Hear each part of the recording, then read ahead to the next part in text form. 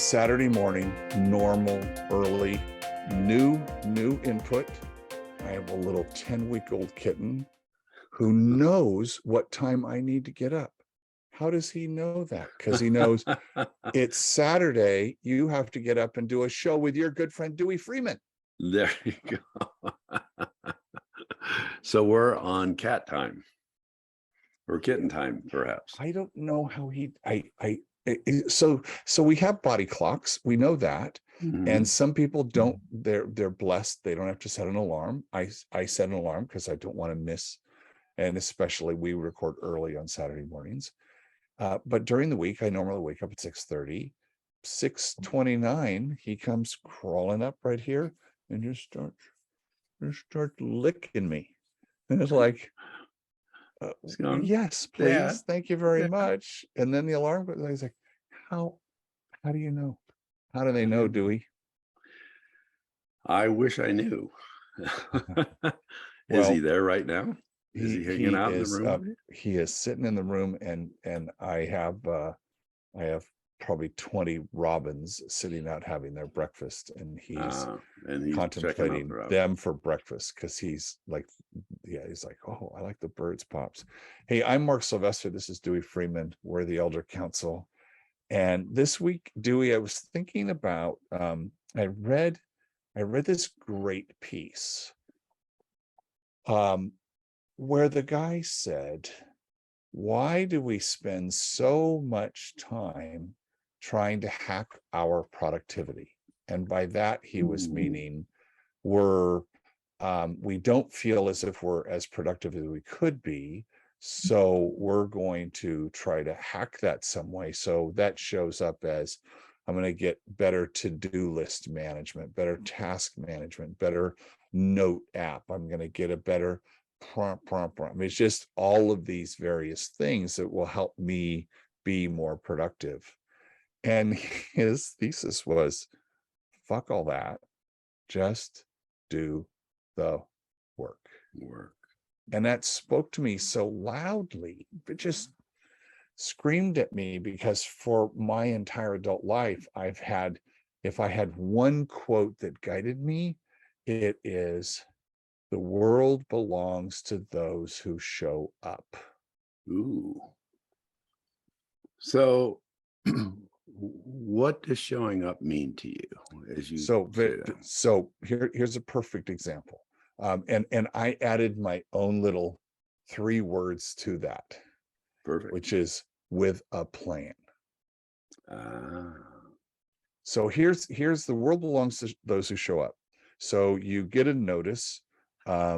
The city elders, the city council, the board of supervisors, whatever that is for you, is going to decide the fate of the city on Thursday night at 7:30. You're invited. How many people show up? 2. Okay. Maybe. So who gets listened to? The 2 people that show up. Exactly. So if you want to make a difference in anything, the first thing, just show up. Most people, seriously, and this has just blown me away my whole life, they just don't show up. And then I found out, so you could just show up, and if I don't have a plan, I'm just there, then I'm either going to agree to a plan that's already in place, or I'm going to comment on a plan that's already in place. But there's typically not, you're invited to brainstorming. However, if you think about it ahead of time and you show up and say, you were talking about the fate of the city, and I was thinking about that, and I have some ideas. Oh, well, Mr. Sylvester, we'd love to hear your ideas. Thank you very much. And this has guided me. This is why if it's important to me, the first one to raise my hand and say, I was thinking about that. And what about this? Right.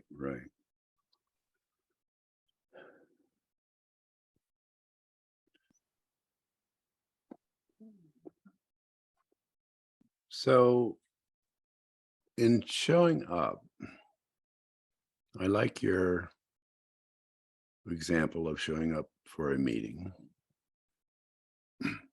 What I wonder about is how do people show up for themselves? Because, you know, we all sort of have a board meeting in our head. Reminds me of another thing is that one of these days I want to do a show on creating your own personal board of directors, Perfect. right? So that kind of falls in with this. Maybe we'll roll that in. So keep going. Yeah. So we have a board meeting in our head, and we have somebody that hopefully is, running the show and putting together the agenda and looking at the financial piece and et cetera, et cetera. I mean, interestingly enough, for the people who are watching this, Mark and I had a brief discussion right before we started recording about some of the stuff we may or may not be doing with the previous recordings. And part of that was, it was sort of a little miniature board meeting. Yep. It was what are we going to do with these? How are we going to do it? Who might we invite in to help us? What might it cost, et cetera, et cetera. So was interesting about that to me is that we had the meeting and we came up pretty quickly. I mean, I don't know, maybe we talked 5 to 7 minutes and came up pretty quickly with a short-term action plan. It was like, okay, here's these ideas. I'm going to talk to a certain person. You're going to talk to a certain person and look into a certain kind of thing. And it's like, oh, so I know that both of us will do that. And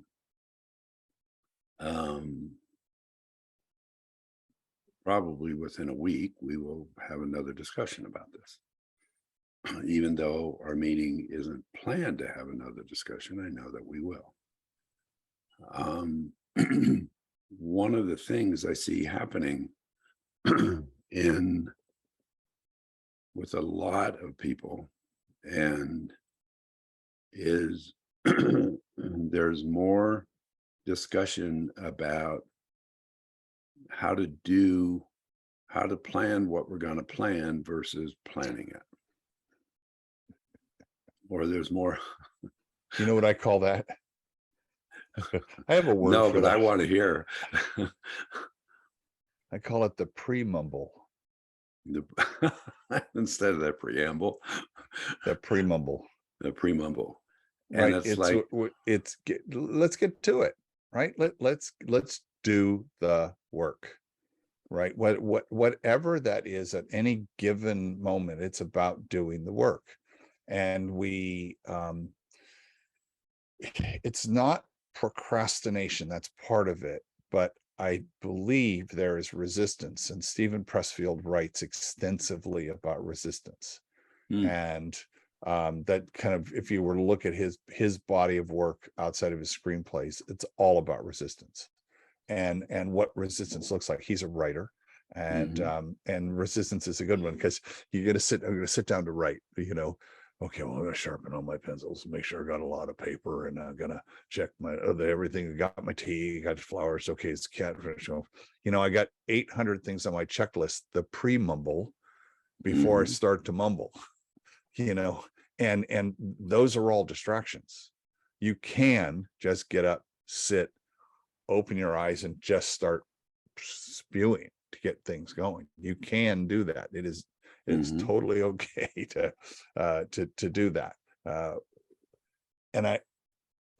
I'm curious how people have such a problem with that, because I've always just do the work.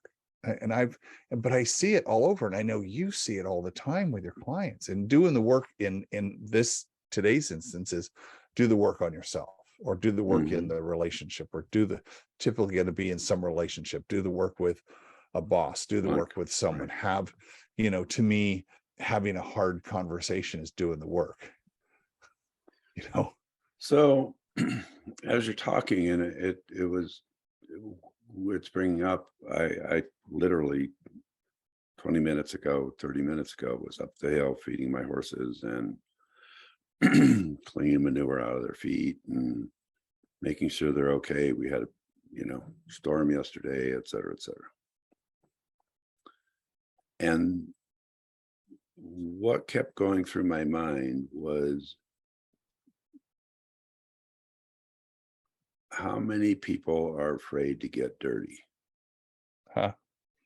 And and I mean, and sometimes I'm talking about literally getting physically dirty. Yeah, I think yeah. Take that any way you want, listener. Yeah. But also when you said to have a hard conversation, that's also what I mean about getting dirty. Yeah. When we're sitting and we're sharpening our pens and pencils and we're gathering this, and we have to have a particular exact kind of notebook to write in, and Oh, really? I have no idea what you're talking about. and I have to have I my think I'm going to see it particular for notebook, I and I get buy it. by the case. And that it's it's like, are we willing to sit down and just start writing, or are we willing to sit down and just start doing something? Are we willing to have a level of discipline of um, to just do it? And um, and I am totally spacing, and I totally apologize for this. The book that you sent me, Oh, it was Stephen Pressfield's Put yeah, Your Ass Where Your Heart Is. That's right, his new book. right, and which frankly I love, and so, and I apologize for spacing the name but it's like, are you willing to put your ass where your heart is, and do you have a sense of what that means?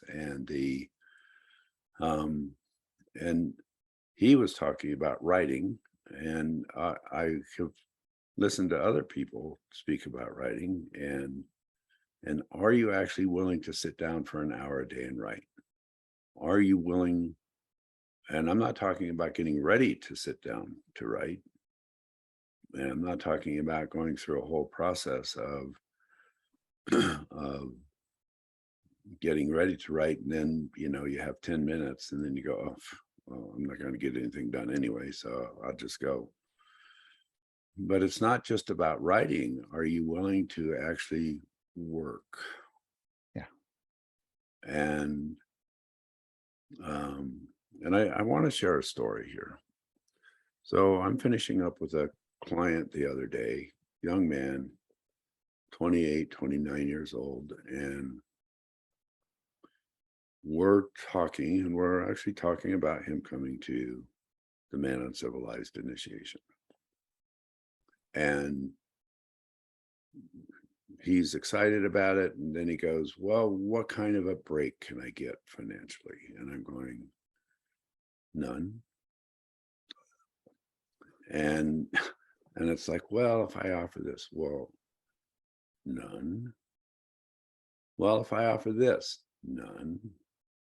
And finally I said to him, and I'm looking at him, I'm saying, well, what can you afford?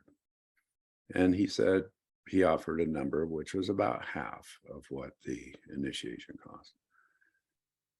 And I looked at him and I said, so there's going to be 4 of us there that will be being paid.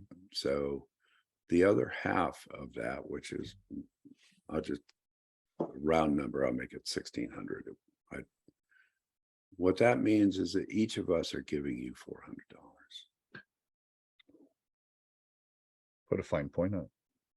And he looked at me like I was from Mars.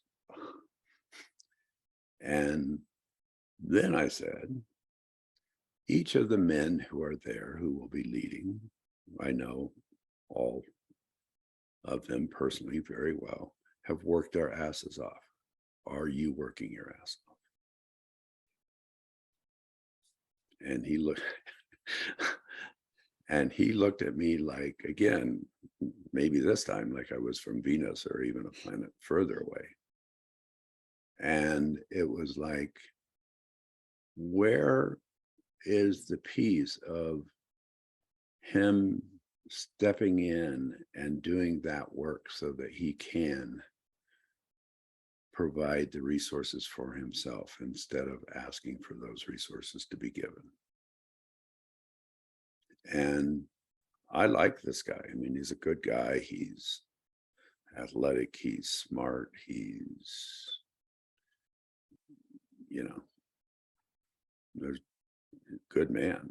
And where is that piece of going, yep, it's time for me to be putting in the work. It's time for me to be getting dirty. It's time for me to struggle.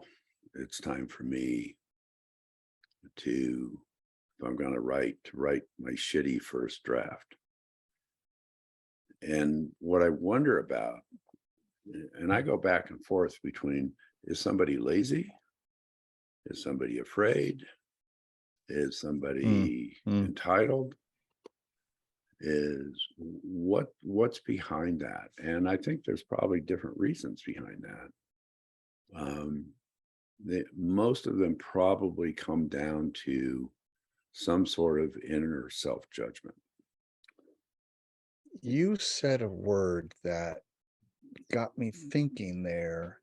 You said, are you willing to do this? Are you willing to that? You kind of made a list of the are you willing to? And you said, are you willing to struggle? And I hadn't, I make the joke, hey, it's called work. It's not called play. It's called work, right? It's not fun. You make it as fun as you can, but it's work. But Right. by saying, are you willing to do the struggle? Are you willing to do the work? Are you willing to do the struggle? Because it is work a lot of times is a struggle. You see how what's your perseverance like? What's your attention to detail like? It's a struggle. It's a way to look at it. And that's not a judgment. It's just, I'm going to have to work through this, a struggle through this. And I don't know why this word hit me, but are you afraid of the struggle? Yes, exactly.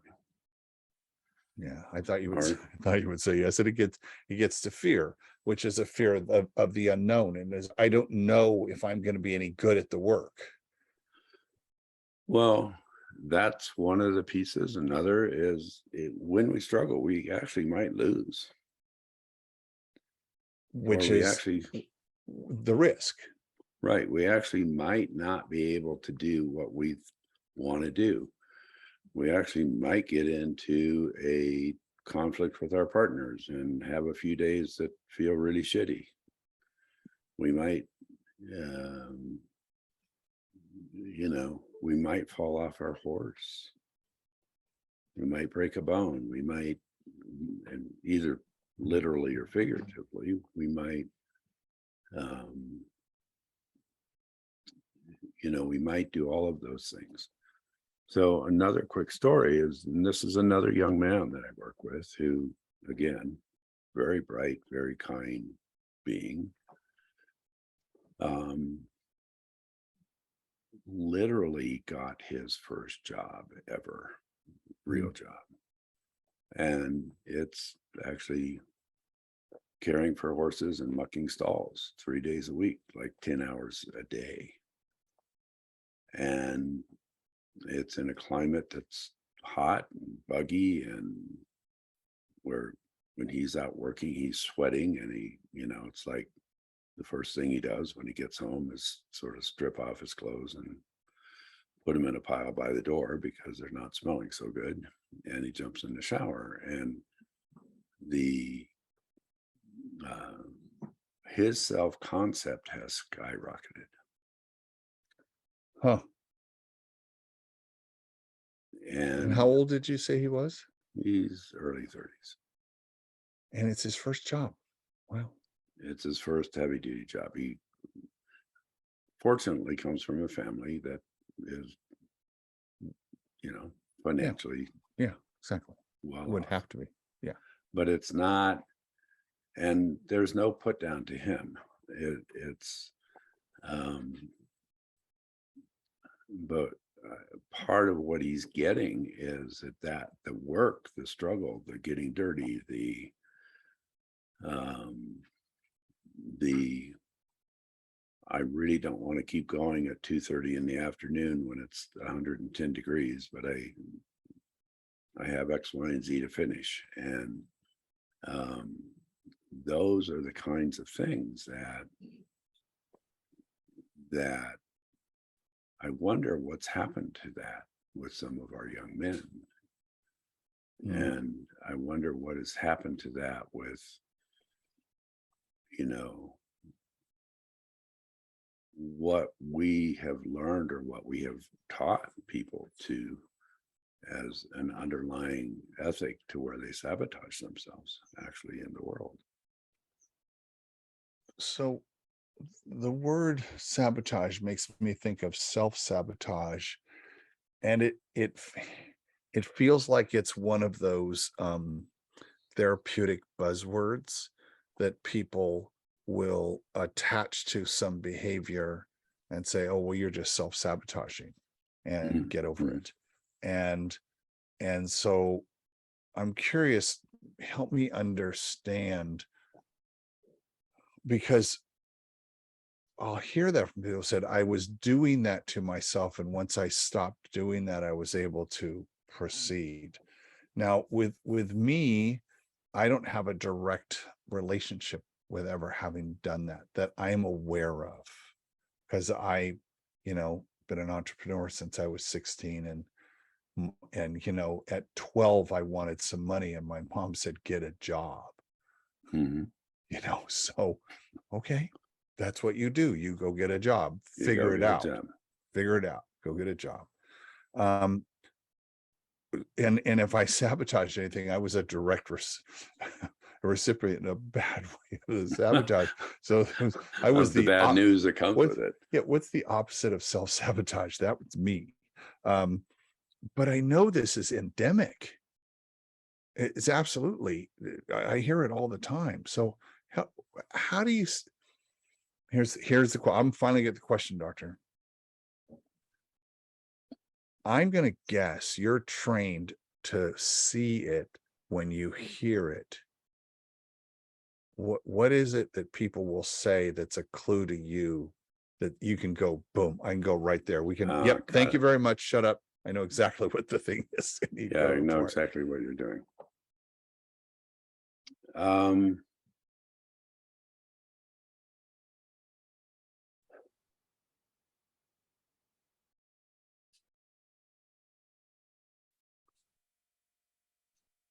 what I see are actually two things. One is actually not having any kind of a goal. And I know, I mean, you and I, and and just to mention the class that I've been in with you and Kimberly and a number of other people, that one of the pieces that you all talk about is putting a stake in the ground. It's the first thing we talk about. That's actually pretty true. Maybe hi, my name's Mark. Hi, my name's Kimberly. Let's put a stake in the ground. It sort of looks like a little bit like that. A way to sabotage ourselves is to put a stake in the ground that's too far out. Okay. Fair enough. Yep. I have run 8 marathons in my life and done Oh, a wow. number of triathlons. I remember the first day I ran, period. I was in my late 20s. I went for about a 1.5 mile run and I thought I was going to die. If my stake in the ground would have been 26.2 miles that first day, that's a self-sabotage. Hmm. What began happening was my stake in the ground began with being able to do a mile without dying. Then I had to do a new stake in the ground. It was like, well, let me see if I can get 2 miles. Mhm.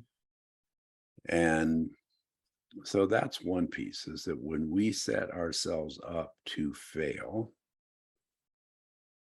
by either having our stake in the ground too far out, or by putting our stake in the ground with something that that you literally cannot do. Let me give an example of that. I'm used to be 6'3". I'm not anymore. I'm about 6'2" ish. And I played a lot of basketball, a lot of basketball. As a teenager, I could palm a basketball because I had big hands. Truth is I never could really dunk. Mm. I'd get close, but I never could really dunk. And so it was like, okay, I can either go, yeah, once out of every 35 tries, I can sort of semi dunk, and I could make that my goal and not do anything else. Or I could go, okay, so what can I do? If I can't do that, what can I do? And that's a whole different process. It's like, it's like I I became a very a very good shooter and a very good passer. And I mean, I could score well, but it was like, if my only goal was to dunk, then I was going to be in trouble. So it's like setting ourselves up either with a goal that's so far out, or a goal that's actually you can't really do. So that's one piece. So those are actually ways to keep ourselves from accomplishing anything. So realistic goals, Yeah, realistic and we in parentheses achievable. But right. and I want to yes and that to say they're stretch goals. Jim Collins in his book Good to Great talked about, he called them BHAGs. People don't know that they came from Jim Collins. They think they invented it. BHAG, big, hairy, audacious goals. So Mm, the ones that really stretched you. So we're there's a fine line between, like, I know I can do it, and it's going to stretch me a little bit, and I don't, and I think that the growth happens between those, the delta between those. I know I can do it, and I think I can do it, and I want to do it, and I'm going to do what it takes to stretch to get to it. As a that's the no, fine point of this, right? As opposed to the, I'm never going to climb Everest, so why set climbing Everest as a goal? So, like, what's the purpose of that? There's some self-aggrandizement to say, well, yeah, I'm gonna climb Everest, knowing mm, full well you're never going to be able to do it. Keep going. So that I just wanted to no, come in no. I because think as we talked about last week, we talked about the idea of having a goal in the first place. If you don't have an objective, we call them objectives, remember? mhm, It's like, if you don't know what you're doing, you're never going to get there, right? right. That old saw. So here what we're saying is, okay, it's kind of a part two of that, if you will, which Mhm, is either and to your point, it's not that you don't have them, is that you've unrealistically set them that they can ever be achieved, and you kind of know that, and that is the self-sabotage. yes. Got it. The other kind of self-sabotage I see people doing is trying to get somewhere that they actually can get to, but they're trying to get to it too fast. Give an example.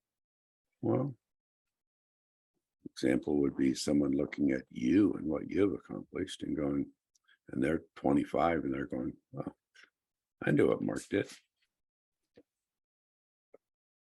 Great, I want to watch.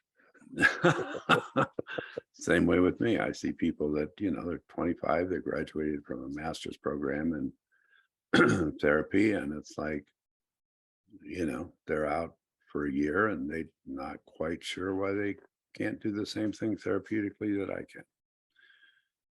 One of the things, and I'm going to throw in a piece, and I don't know that we've talked about this much, is time is a big deal. Yep. Time I'm going to is, log that as that needs a show of its own. yeah. One of the things we talk about with horsemanship is time in the saddle. And what, so this is another way that we sabotage yourself. I see people that ride an hour a week, hour and a half a week, say in a lesson. And at the end of the year, they say, I've ridden a year. Why am I not better? Mhm. And I say, well, how much have you ridden each time? Well, about an hour and a half a week. So what we're really talking about is maybe 70 hours a year. Well, 70 hours a year is basically 3 days, 2 days, something like that, 2.5 days. Riding 4 times a week for an hour and a half is a different gig than riding an hour a week. So at the end of the year, part of what's happening is that one person has 4 times the time in the saddle than the other person has. And so time is a really big deal. And we don't, I think because of the internet and the texting and all of the tech stuff, is that we think the time is compressed and should be compressed, and we can't do that. The technology has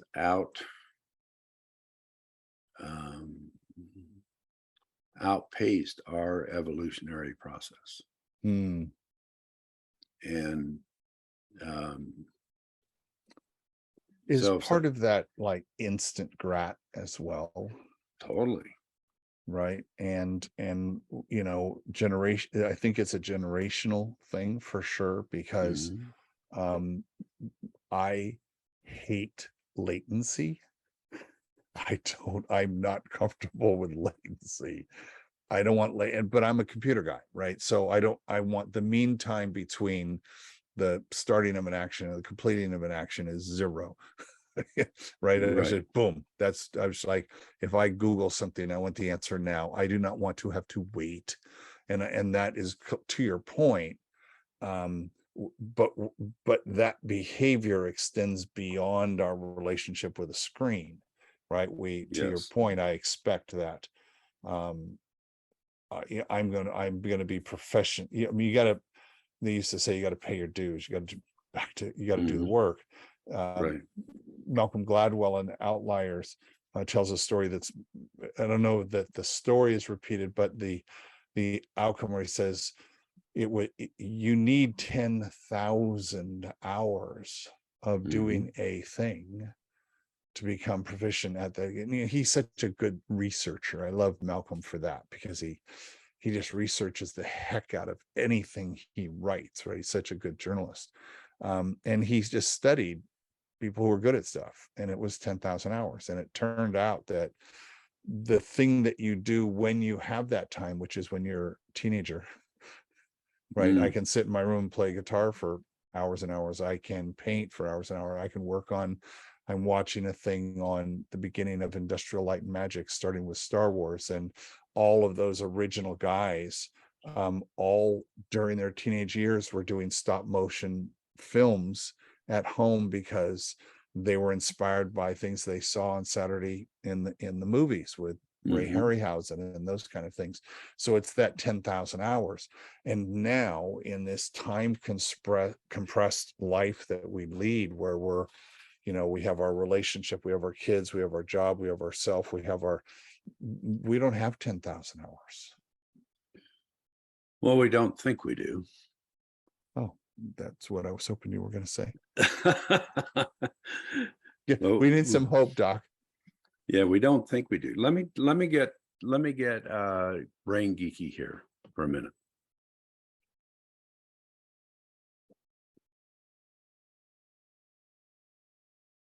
When I'm working with training a horse to do something, The longest I work during any given time is maximum 40 to 45 minutes. I don't do 5 hours of asking my horse to learn something new. In Mm. fact, that's incredibly counterproductive. And if anyone knows, if you remember at all or have any knowledge of the Lipizzaner stallions, they're the big white horses that jump up in the air and kick. I think they're the Royal Lipizzaner Yeah, stallions. the royal. Yes, thank you, sir.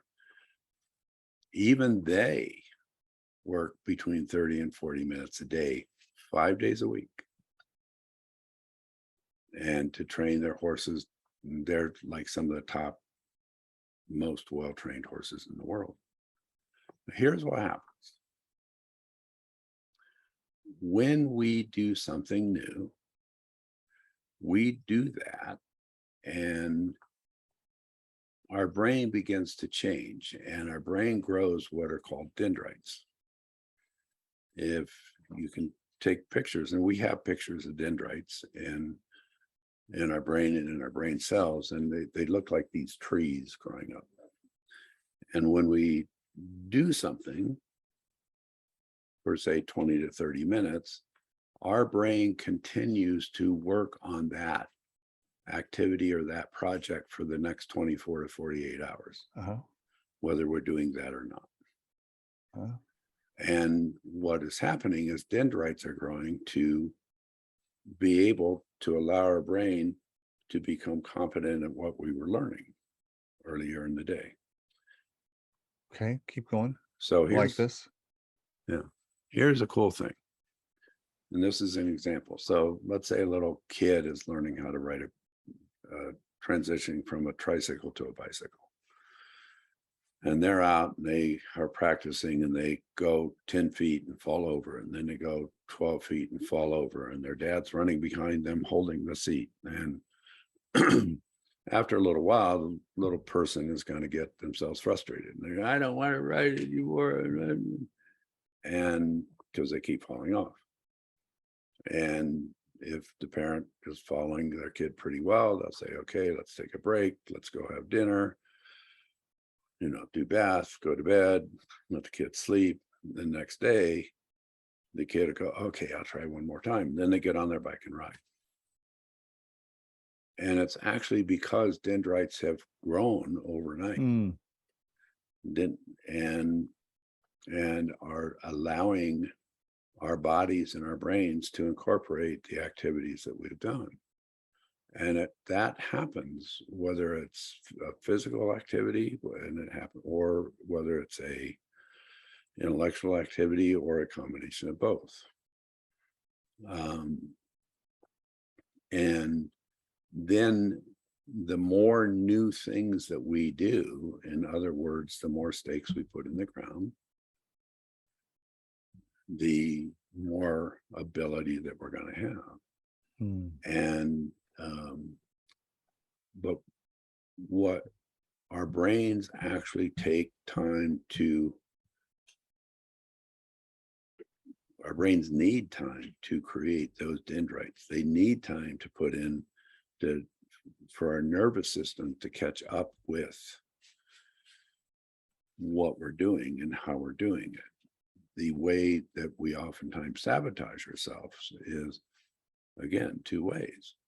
One is we don't try in the first place because we know it's just going to be too damn hard. It's like, I can't do that. Or what we do is we try and we don't allow ourselves to catch up with it, and we don't allow it to integrate into our systems. And or that we try it and along the way we don't go all in. And that's one of the other ways that we sabotage ourselves. And I don't know if you can see, but right behind you is the cutest little cat in the world. He is the best distraction in the world for people I'm talking to, especially since I taught him. So I've been thinking in my head, does he has dendrites? Because I am teaching this little No, wonderful. he is. Yes, he does. And yeah. he has figured out there's a blue lobster in that tank. Ah, And he loves that tank and he loves that blue lobster. yeah. I'm loving all of this, and I'm thinking that one of the challenges for me right now is I don't have enough white space in my life. And Mhm, to me, white space is just unagended time that, mhm. and I think that's when the dendrites do their work. So that's why That's sleep, exactly. one of the reasons sleep is so important. We think we're heroes because we don't sleep. Oh, I was up till 2 a.m. I got to, yeah, dude, that's not a superhero. That's just stupid. Get some sleep. Seriously. Well, I wish someone had told me about the 3 free things there are in life when I was 20. Water, breathing, and sleep. right on. Yeah. Free, you know? And those are the three things that grow what we need to grow. Bingo. And those are the things that, so let me put in another piece here. Is you talking about free space or white space, that we need that space. We need that space when we either one push too hard and don't have that space, or we're not willing to step in and do the work, and we're always in white space. Right. Right. Right. And Right. so there's this huge process that of literally stepping in, then resting, then stepping in, then resting, and stepping in, and then resting. And um, and then let me throw out, I don't know how we're doing on time, but let me throw out one other piece as a way that we sabotage ourselves is that we don't ask for help. Yeah. And um, that also is a really, really big deal. Is are we willing to ask for the help that we need? However, It's that may actually play itself out. it's I think people think that it's a sign of weakness. The old joke is, the guy doesn't need a map. I don't need a map. I know where I'm going. I mean, that's an old joke, right? Hey, I don't know if it, I think it's a real joke. if there's a I know map, how to get there. I would like one, please. Thank you very much. Uh, I, I want to try to button this up to have guys look at where they're stuck along a path, and are they sabotaging themselves, right? Is there Mhm, self-sabotage involved? And it may be really hard to see it. I don't know. It may be, it may be one of those things that it, but you haven't called it. You haven't called it by name. mhm. And so maybe the first thing you do is say, yeah, yeah, shit, I'm okay, busted. You guys, thank you, elders. Thank That you I very was much. doing that. And Right. and the stake in the ground for that is, I would like to be better. I would like to get that out of my life. So the goal towards that, towards just getting better at that, not doing that, is to be aware of it, but also to set a realistic goal. This is probably something you've done all your life. So don't expect to be able to resolve this right away. But if we've made you aware of it, and you have like taken that in and go, and again, no shade on that, just, yeah, gosh, I guess I've been doing that. And Mhm, go back and listen to this episode again, because we talked about 4 different ways that you might be doing that. And as soon as you hear those, the answer to either just, as Kimberly's Japanese sword master would say, don't do that. That's all he would say. don't do that. He is, it's like, well, you're going to cut yourself down. You can strip all that shit away and just say, just don't do that. Right? Mhm. Do the work and don't do that. Mr. Freeman, Thank you so much. oh my God, this is another one of those where we dug in deep, weren't sure exactly where we're going when we started, but we got We there. got there. Thank you, buddy. Thank you.